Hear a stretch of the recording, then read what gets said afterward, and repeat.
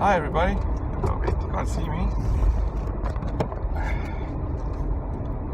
Hi everybody, my name is Ricardo Gonçalves, and today I'm doing the crypto drive. This is something different. Hang on, let me just adjust this thing here. Alright. So, every morning I drive to work. It takes me about 15 minutes or so to get to work.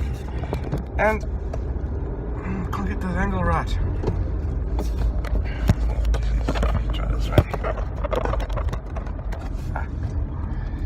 That's looking good. Yeah. So anyway, every morning I drive to work. It takes me about 15-20 minutes to get to work, and well, I don't really like to listen to the radio. It's always the same thing. Sports, a bit of news could be interesting, but you know what? Nothing really too different. And I think one of my interests is cryptocurrency. I was inspired by the daily Decrypt, and today I was actually very disheartened and sad to see that the final episode was yesterday. So there will be no more daily Decrypt for me on the way to work, which I used to actually listen to every morning.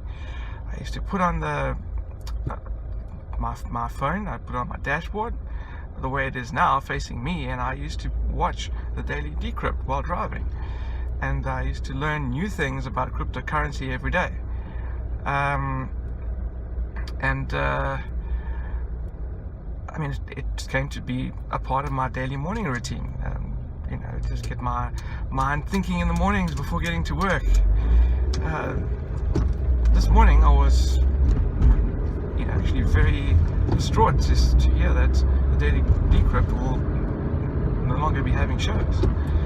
I don't know why yet, but there is very few other shows out there with regular daily information on cryptocurrencies in video. I mean, you can get articles, you can read articles, you can read subreddits, whatever, but it's not really that friendly for driving and listening. Well, driving and watching in my case, probably should be watching the road, but hey. Anyway, I thought I'd give this thing a try and see what would happen if I did my own similar shows like the daily Decrypt. And haven't quite got a name for it yet or anything of that sort, but I just thought I'd mess around. My name is Ricardo, and I'll just basically tell you of my research. In fact, today something interesting I was actually discussing. I put a post on Facebook that indicated that India is one of the biggest adopters of cryptocurrency at the moment. India's gone really big into it, and the Indian banks have actually in a way acknowledged that crypto coins are going to be the future, and they are taking steps to build around that. Now I posted this on my Facebook profile, and I asked a question. Well, actually, I posed something interesting first of all before asking the question. I posed that if anyone has trade relations with India at the moment, maybe the suppliers are in India,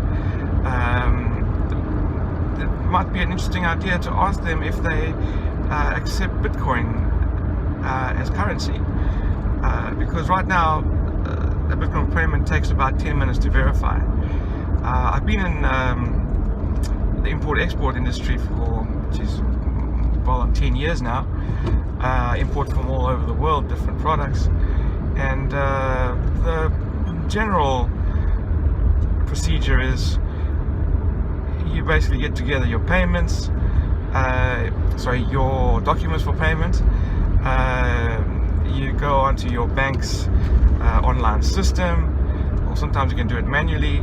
You enter in all the details that you need to do. A lot of it's duplication. For example, every time I've got to enter in my company VAT number, my company income tax number, I've got to put the beneficiary's address every single time instead of it being saved. I don't know why it's like that, but anyway, the whole process have to then book an exchange rate with a token currency device.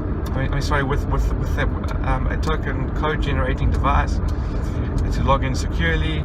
After I've booked my rate, I have to go into another system then to basically make the payment with all the payment details and the banking details of the beneficiary and all the previously mentioned details. Then I've got to email the bank the final printout from the system with all the supporting documents, the invoice, etc., and request that they release the funds. Usually this process can take up to 2 to 3 days. With Bitcoin, you have roughly a 10-minute transaction verification time, which means that you can pay your supplier and 10 minutes later they receive the Bitcoin irrevocably, which means you can't take it back, and they know that that Bitcoin in their wallet is now theirs, and there's no comebacks, there's no credit card chargebacks, there's no nothing of that sort, which is great. So speak to your supplier, see if they'll accept Bitcoin as a payment. If you already own Bitcoin and if you already trade Bitcoin and that sort of thing, then it could be interesting for you. If you find a fairly cheap way to be able to convert fiat currencies like the Rand into Bitcoin, then yes, it could be feasible for you. Or if you exchange local currencies for people, or if there's people who have Bitcoin and maybe want to convert it to cash and maybe not even charge you a premium and just do a straight swap, maybe you can find those sort of people, and then you can use that to make payments to your supplier. Now, very interesting. Normally when I make payments to my suppliers, if the value is over 50,000 South African Rand, we have to do reporting to the bank, to the Reserve Bank. The banks use some system, either FinServe or FinTech, I can't remember exactly, and they need to report to the Reserve Bank what foreign outflows of currencies have just occurred. To submit those documents to the bank, and in turn they submit it to the Reserve Bank. If I fail to do so, then a specific amount of time, and I do get reminders, you get a little bit of a charge, a little admin fee that I haven't submitted my documents on time. And all this is pretty much cumbersome to make one payment. It can take up in total, I'd say, depending on which bank you're with, take 15 minutes to even half an hour of your time on one payment, depending if you've got all your documents or not. Sometimes you find if you're making a payment for something that you received already, and not an advance payment, you have to submit all the shipping documents along with it. And sometimes there's certain numbers missing from it, certain documents missing, and you have to call your shipping agent and ask for the documents. It's a big mess. Anyway, Bitcoin would be so much simpler, and you could literally make several payments within this 15 minutes or half an hour. Depending on how quick you are, you possibly make 20 or 30 payments within that time to different suppliers, and it will cut your time down considerably. Think of a large importing concern who import and make payments on a daily basis, how much time that would save, and on staffing as well, just by using Bitcoin as your medium of payment. Now, the question I had was, if you make payment in Bitcoin, being over 50,000 ZAR in our country, would you still have to report to the Reserve Bank and report those outflows? So I posted on Facebook, and I asked an old friend of mine who now works at the Reserve Bank, has got quite a good position, and I asked him whether he knew if we had to report on any cryptocurrency payments out of the country. And while he was unable to comment on Reserve Bank policies in a public forum, he did, however, give me some links to white papers where the Reserve Bank acknowledges virtual currencies, which they call VCs, or decentralized currencies, which they call DCs. And it gives a very good insight as to the Reserve Bank's stance on such currencies. Basically, the Reserve Bank tells a person that such currencies are volatile of nature, there are risks, etc. Sure, correct, I agree with that. There are risks in everything. There's risks with fiat currency like the rand, risks that a bank could close down, like many have done so. Recently, I actually heard that Kenya, some bank in Kenya has closed down, and all payments received from them and held by the local banks, and payments being remitted to them, will be returned back to sender. So there's always a risk. I believe the three main banks of Iceland collapsed because they had dubious investments offshore and risky investments. So there is risk in banks and fiat currencies. There is risk in cryptocurrencies and virtual currencies. There's pretty much risk in everything. One of the points was that my friend told me about is what he can say is that Bitcoin is not considered legal tender. Now, what does that mean exactly? Well, from reading the white paper, and I've provided the link for the white paper, or you can go to the Reserve Bank and just search for Bitcoin and it will come up. I can see that basically legal tender doesn't mean that it's illegal to use. The Reserve Bank acknowledges the use of Bitcoin and cryptocurrencies, acknowledges that it is being used, and just warns people of the risks, and that's about it. And they say that it's the person's sole discretion to use it, and at their own risk, basically, is what they say. Legal tender means that it cannot be enforced or protected by the local authority, or essentially by the Reserve Bank or by the banking authorities.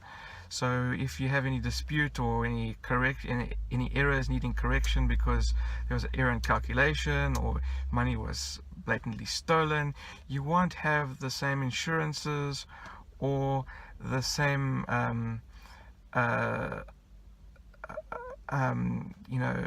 support that you would have if you made such a payment in a normal currency, a fiat currency. You basically have no recourse from the banking authorities. However, I don't believe that you will be without recourse from a legal standpoint in the court of law. I understand crypto coins to be assets and a representation of value, basically like a barter item, even similar to casino chips, which are a token of representative value.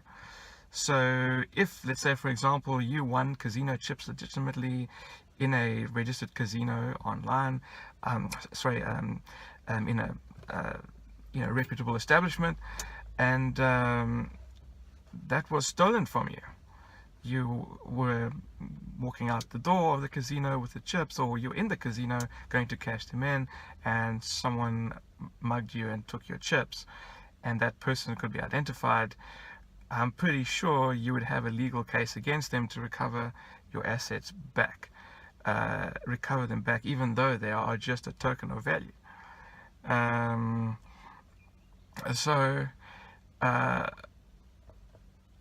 I would say the same applies to cryptocurrencies and crypto coins. If they were stolen from you by another party, I'm pretty sure you would, through legal avenues, be able to lodge a claim that someone stole property of yours. It is, in a sense, your property, even though it's a digital asset. There is digital properties. Software is digital property, which in Bitcoin is, in a sense, it is its own sort of software. It's all made up of code and that sort of thing. So yeah, I would say, and I'll be interested to know if there's any cases out there of people where Bitcoin was involved or any other cryptocurrency involved, and they won such cases where such cryptocurrencies were lost. If any cases are out there, please send me the links to them. I'll be interested to see. So yes, the next interesting thing was that the Reserve Bank does not regulate such currencies and is not able to, and which means that my question has been answered. You don't have to report on any payments made by cryptocurrencies. If you're trading goods with another country and you pay them with cryptocurrencies, you don't have to report that to the Reserve Bank. Obviously you would have to declare your I'd say you can still claim it as an expense if you have converted the business's assets or monetary assets into Bitcoin first and then use that as the medium of transfer to pay overseas. You can still claim it as an expense. That's no problem, as long as you've got a valid tax invoice which is SARS compliant from the supplier. You'll be able to claim it as an expense. So I don't see a problem there. You just don't need to report the transaction through your bank and all the cumbersome aspects of that. Also, which is great, because no one else will need to know who your supplier is. Well, I stand corrected. The customs will still see who your suppliers are, but there'll be less people within your bank seeing who your suppliers are, and less chance of that being leaked and you landing up with competition with people bringing in the same product as you.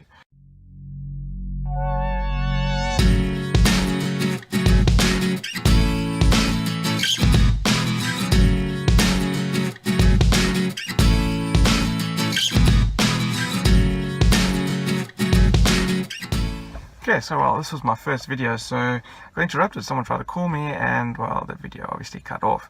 So I need to figure out a workaround for that. I'd stop that from happening.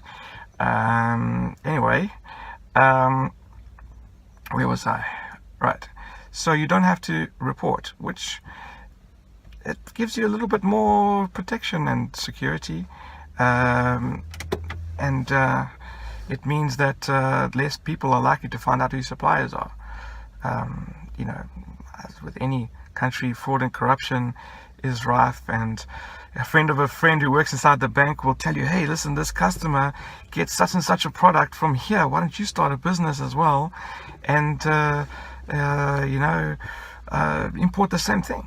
That's why it's also a good idea to use only one or two trusted forwarding agencies and not use a whole bunch of them, because then everybody lands up knowing who your suppliers are. So at least like this, you can eliminate one layer where your suppliers can be possibly leaked out to the public, which is through the banking system. Again, the next thing that's interesting is that the Reserve Bank does not in any way say that Bitcoin is illegal, and does not say its use is illegal. It actually even says that in the white paper that it does not have any restrictions on what method you use to send your money overseas. In a business, as long as you're buying products to resell, you can import an infinite amount of products as your business requires, as long as you are receiving a verifiable product landing in the country. But as personal, in your personal capacity, if you're sending money overseas to family or for yourself as an investment, an offshore account, there are some restrictions. I believe each person can send 4 million rand per annum, 4 million ZAR if I'm not mistaken, and may increase or decrease over time. It may have increased already, but that there, I would say, rather err to the cautious side. And if you are converting fiat to Bitcoin and sending money overseas in the form of Bitcoin, I would keep it under 4 million in your personal capacity. Again, you've got another 4 million in your spouse's capacity. You've got another 4 million probably in each of your child's capacity. But check that out. It might be reduced for minors. I'm not too sure. But at least you and your spouse have each got 4 million. So if you need to increase the amount you're sending overseas, just do it through the name of another party. Use their wallet, Bitcoin wallet, or their credentials or something like that. I don't know what would happen if you send Bitcoin more than that amount, because, well, no one's really tracing it. But I don't know, if it ever gets back to the authorities or to SARS, you could possibly get into trouble. So I wouldn't suggest it. I would suggest keep within your allowance. But yes, very interesting. So the main summaries are, you don't, even though Bitcoin is, and any other cryptocurrency, is not regarded as a legal tender by the Reserve Bank, I believe that you can still use it as a form of payment overseas. It's not illegal to use it. There are risks associated with it, the same as with any other currency and fiat currency. There is no reporting requirement. If you do make such payments overseas, you don't have to report to the bank, to the Reserve Bank. You will not have any financial assistance from any of the financial bodies of South Africa if you do make payment in virtual or cryptocurrencies. However, I do believe the justice system could help you with your cases. As I've mentioned before, the court of law, most likely you could still claim loss against another party having defrauded you or having stolen that asset from you. I'm pretty sure that will be okay. Yeah, and that's pretty much it. Well, that's the end of my little video. I'll try and make some more. Please leave me comments, let me know what you think. I'm sure there's not too many other videos out there with people with their head through a steering wheel, but it's a convenient way for me to film, and you get to sometimes see a little bit of scenery in the background while I'm driving, unless of course I'm parked as I am right now. So that's me signing off. My name is Ricardo. See you next time. Just one more thing before we go. The Daily Decrypt traditionally had a sponsor of every show. Well, I'm not at that stage yet. This is the pilot episode. I have no sponsors, but I would like to sponsor somebody a shout out. There's a bit of sentimentality behind this. The very last show of the Daily Decrypt was an interview with Manfred Kara of bitsquared.io. Now, bitsquared.io has been in development for the last 2 years and is supposed to be a decentralized cryptocurrency exchange with multi-sig capabilities, and it even has a method of arbitrating between the parties should something go wrong and one party not honor the agreement. This is very interesting. This is the first decentralized exchange that I've heard of, and certainly will help people keep their funds safer because the funds are more in their control than going and putting it into exchanges like Mt. Gox, which everybody knows lost a lot of money for a lot of people. And there's been one or two others, I don't know the names offhand, but that have also closed down and disappeared. So by you having control of your own private key, you will always be sure that that money is safe, to my understanding anyway. So Manfred Kara of BitSquare, he was in the final interview with Amanda B. Johnson in the Daily Decrypt yesterday, and that was the last episode I watched. And I actually contacted Manfred on LinkedIn and just said hi and told him I wanted to join his mailing list, and I wish him all the best. His launch is actually coming up now on the 27th of April, I believe, if it hasn't been pushed out. It should still be the 27th of April 2016, and I would just like to give them a free plug and just say, well, best of luck. And anyone interested, go to BitSquare, BIT, square as in the shape square.io, and check it out and see if that's something you would like to support or donate or use the system. Yeah, that's me signing up. Yeah, actually, earlier you saw that I said I don't have a name for this, but at the beginning I came up with a name almost subconsciously, the Crypto Drive. Oh, how good is that? Either it's going to be Crypto Drive without the duh, like facebook.com, or the Crypto Drive, which was the Facebook at one stage, and they shortened it. So I don't know. The interesting thing is, not only am I driving my vehicle, and in my vehicle I'm also driving cryptocurrencies forward, driving it into your lives, driving it into your minds, driving it into the future.